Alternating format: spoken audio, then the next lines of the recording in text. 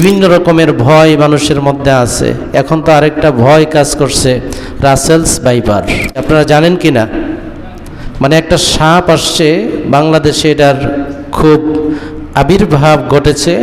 জঙ্গলে নদীতে যতটুকুন এই সাপের আনাগোনা দেখা যাচ্ছে না, কিন্তু সোশ্যাল মিডিয়াতে তার চেয়ে বেশি দেখা যাচ্ছে। কথা ঠিক কি না? যারা ফেসবুক ইউজ করেন তারা জানেন। অনেকে বলছে যে এই সাপের দেখতে দেখতে ঘুম আসে না, ঘুমাইলেও সাপ স্বপ্নে দেখা যায়, রাসেলস ভাইপার। তবে আতঙ্ক নয়, ভয় করতে হবে আল্লাহকে।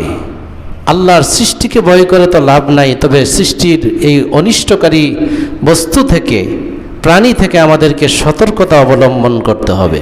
তবে এই সাপটা রাসেলস ভাইপার যেটা, যদিও ফেসবুকে যতটুকুন সরাসরি এতটুকুন না, তারপরে এটা খুব ভয়ঙ্কর। ভয়ঙ্কর বলতে এরকম, এটা নাকি সবল দিলে, আঘাত করলে বেশিরভাগ মানুষ মরে যাওয়ার সম্ভাবনা থাকে। তার মানে বিশ্বের যত সাপ আছে এর মধ্যে নাম্বার 2 নাম্বার বিস্তরের মধ্যে এটা হচ্ছে, মানে বিষধর যত সাপ আছে এটার মধ্যে এটা হচ্ছে 2 নাম্বার। এটা খুব দ্রুত মানুষকে আক্রমণ করে, এবং এটা আক্রমণ করার সাথে সাথে হসপিটালে নিয়ে যেতে হবে, আর নয়তো এটা অন্য ওঝা বাদ্যা দিয়ে এটাকে সারার সম্ভাবনা নাই। আল্লাহ রাব্বুল আলামিন আমাদেরকে বললেন, ইয়া আইয়ুহাল্লাযীনা আমানুত্তাকুল্লাহা ওয়াল তানজুর নাফসুম মা কদ্দামাত লিগাদ। চিৎকার মেরে বলি সুবহানাল্লাহ। আল্লাহ রাব্বুল আলামিন বললেন, ও হে দুনিয়ার মানুষ, মুমিনগণ শোনো, ইয়া আইয়ুহাল্লাযীনা আমানুত্তাকুল্লাহা, হে মুমিনগণ তোমরা আমি আল্লাহকে ভয় করো। কেন ভয় করবে? ওয়াল তানজুর নাফসুম মা কদ্দামাত লিগাদ, এই জন্য ভয় করবে প্রত্যেক ব্যক্তির লক্ষ্য করা উচিত, খেয়াল করা উচিত, তোমাদের আমলনামার মধ্যে এমন কি অর্জন করেছ, কি নেকি করেছ, যা পরকালের জন্য ব্যাংক অ্যাকাউন্টে সংগ্রহ করেছ, পরকালের জন্য প্রেরণ করেছ, যেই আমলটা তোমার জন্য সহায়ক হবে, এমন কি করেছ এটা প্রত্যেকের দেখা উচিত। তোমরা অগ্রিম কি পাঠিয়েছ পরকালের জন্য, এটা তোমাদের দেখা উচিত। তারপরে আল্লাহ আবার বলেন, ওয়াত্তাকুল্লাহ, আমি আল্লাহকে ভয় করো। সুবহানাল্লাহ। প্রথমে আল্লাহ বললেন, মুমিন তোমরা আমি আল্লাহকে ভয় করো। তারপর আল্লাহ পাক বলতেছেন, তোমাদের জীবনের আমলনামা দেখা উচিত, তোমরা কি আমল করেছো, সংগ্রহ করেছো, পরকালের জন্য জমা করেছো। এই তাকিদ দিয়ে আল্লাহ পাক আবার বলছেন, ওয়াত্তাকুল্লাহ, আমি আল্লাহকে ভয় করো।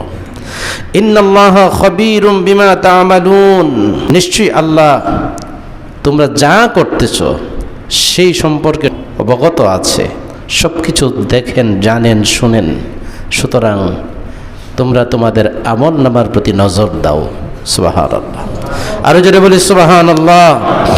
তাহলে এই আয়াত দ্বারা আল্লাহ পাক রব্বুল আলামিন আমাদেরকে বলছেন, তোমরা আমি আল্লাহকে ভয় করো, এবং আমি আল্লাহকে ভয় করে কবর, হাসর, মিজান, পুলসিরাত, এই সমস্ত যেই ঘাটিগুলি আছে, এই ঘাটিগুলি পার হওয়ার জন্য তুমি কি সংগ্রহ করেছ, তোমার অ্যাকাউন্টে কি ব্যালেন্স তুমি রেখেছ, এটা একটু নজর দাও, খেয়াল রাখো। কেননা আমি আল্লাহ তোমাদের প্রত্যেকের আমলনামা থেকে হাসরের ময়দানে তোমাদের সামনে উপস্থাপন করাবো, দেখাবো। আল্লাহ রাব্বুল আলামিন বললেন, ফামান ইয়ামাল মিসকাল যাররাতিন খায়রান ইয়ারা ওয়া মান ইয়ামাল মিসকাল যাররাতিন শাররান ইয়ারা। তোমার আমলনামার মধ্যে তুমি অনুপরিমাণ কি নেক করেছো, কি বদ করেছো, তুমি অনুপরিমাণ যে নেক করেছো, ভালো কাজ করেছো, এগুলি তোমার সামনে উপস্থাপন করা হবে, তোমাকে দেখানো হবে। ওয়া মান ইয়ামাল মিসকালা যাররাতিন শাররান ইয়ারা, এবং তুমি যেই অনুপরিমাণ মন্দ কাজ করেছ এগুলো তোমার সামনে হাসরের ময়দানে আয়নার মতো সামনে তুলে ধরা হবে। সুতরাং এই যে একটা পরিস্থিতি তোমার সামনে উপস্থিত হবে, তখন তুমি হাসরের ময়দানে লজ্জিত হবে, অপমানিত হবে। তুমি সেদিন নেককার গুনাহগারের দলের মধ্যে অন্তর্ভুক্ত হবে। যারা ভালো করেছো নেককারের দলে, যারা মন্দ করেছো তারা বদকারের দলে। এই বিষয়গুলির কারণে আল্লাহ বলছেন আমি আল্লাহকে তোমরা ভয় করো। সুবহানাল্লাহ। তাহলে এখানে আল্লাহ পাক রব্বুল আলামিন আমাদের আমলনামার হিসাব করার জন্য, ক্যালকুলেশন করার জন্য, আমার আমলনামায় কি হয়েছে, কি করেছি, কতটুকুন নেক আছে, কতটুকুন বদ আছে, এগুলি দেখার জন্য, হিসাব করার জন্য আল্লাহ পাক দুনিয়ার জমিনে আমাদের কাছে ১,৫০০ বৎসর পূর্বে আমার নবীজির মাধ্যমে একটা মেসেজ পাঠিয়ে রেখেছেন। সুবহানাল্লাহ। আল্লাহ রাব্বুল আলামিন আরো বলে, যেই ব্যক্তি আমি আল্লাহকে ভয় করবে ওই সমস্ত বান্দার জন্য আমি আল্লাহ পুরস্কার রেখেছি, যা যা রেখেছি। আল্লাহ সূরা আর রহমানে বলে ওয়ালিমান খাফা মাকামা রাব্বিহি জান্নাতান। জবান খুলে বলুন সুবহানাল্লাহ। রব্বুল আলামিন বললেন, যে তার রবের সামনে দাঁড়ানোর ভয় করে, অর্থাৎ হাসরের ময়দানে যে দাঁড়াইতে হবে, বিচার হবে, বিশ্লেষণ হবে, মিজানের পাল্লা দাঁড় করানো হবে, নেকি বদি সেদিন ধরা পড়বে, আল্লাহ সেদিন কাহার হবে। আল্লাহ বলে ওই রবের সামনে দাঁড়ানোর ভয় যেই ব্যক্তি করে তার জন্য আমি আল্লাহ রব্বুল আলামিন 2টা পুরস্কার রেখেছি। জান্নাতান, আমি 2টা জান্নাত তার জন্য বাজেট রেখেছি। সুবহানাল্লাহ। অর্থাৎ আল্লাহ বোঝাইতে চাইলেন, যেই ব্যক্তি আমি আল্লাহকে ভয় করবে, ভয়ের মতো ভয় করবে, ওই বান্দা কোনোদিন অন্যায়ে জড়িত হবে না, ওই বান্দা কোনোদিন আল্লাহর হুকুম অমান্য করবে না, ওই বান্দা আল্লাহর বিধানের বাইরে চলবে না। সুতরাং ওই বান্দা যেহেতু আমি আল্লাহর ফরমা অনুযায়ী চলবে, নকশা অনুযায়ী চলবে, আমার নবীর দেখানো পথ ইহদিনাস সিরাতাল মুস্তাকিম অনুযায়ী চলবে। সুতরাং ওই বান্দার জন্য আমি জান্নাতের মধ্যে পুরস্কার রাখলাম। জান্নাত সমূহের মধ্য থেকে 2টা জান্নাত আমি আল্লাহ তার জন্য বরাদ্দ করে দিলাম। রব্বুল আলামিন 2টা বিষয় আজকে অবগত করলেন।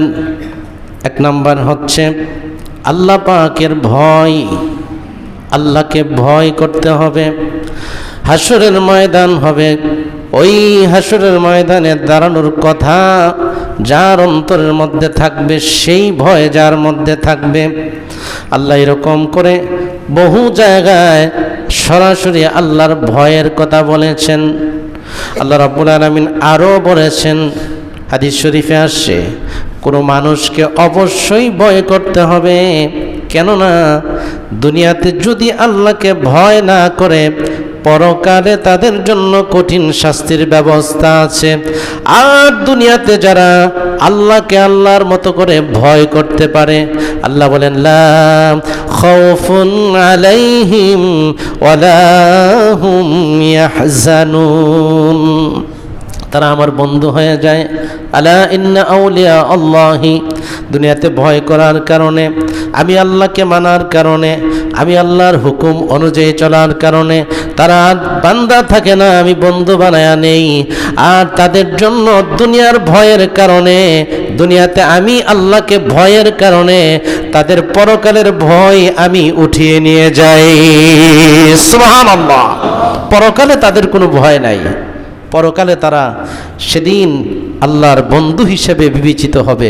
আল্লাহ বলেন লা খাউফুন আলাইহিম ওয়ালা হুম ইয়াহজানুন, তাদেরকে দুনিয়াতেও ভয় করতে হবে না, আখিরাতেও তাদের এই ব্যাপারে কোনো চিন্তা করতে হবে না। সুবহানাল্লাহ। আরো জোরে বলে সুবহানাল্লাহ। আমরা কেন আল্লাহকে ভয় করব? ভয় তো মানুষ করে জঙ্গলের হিংস্র প্রাণীকে, সিংহ, বাঘ, ভাল্লুক, বিভিন্ন রকমের হিংস্র প্রাণীকে মানুষ ভয় করে।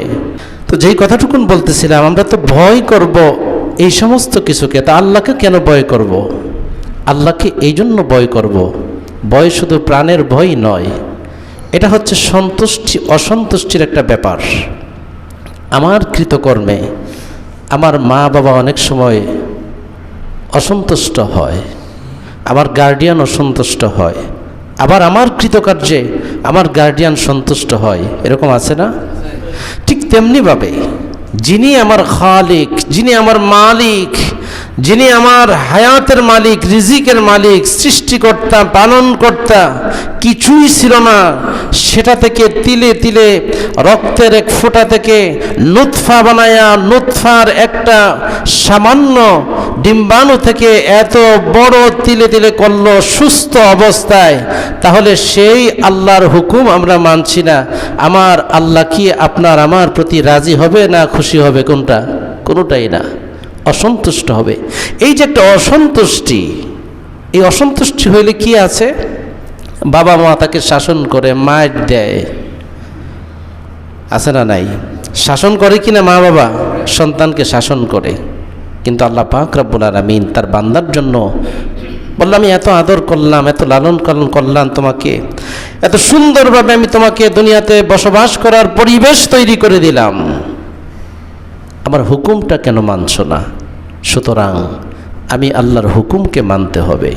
তো এই জন্য আল্লাহর যেটা অসন্তুষ্টি, আল্লাহর অসন্তুষ্টির মধ্যে যেন না পড়ি, এই জন্য আল্লাহ পাককে আমাদেরকে ভয় করতে হবে।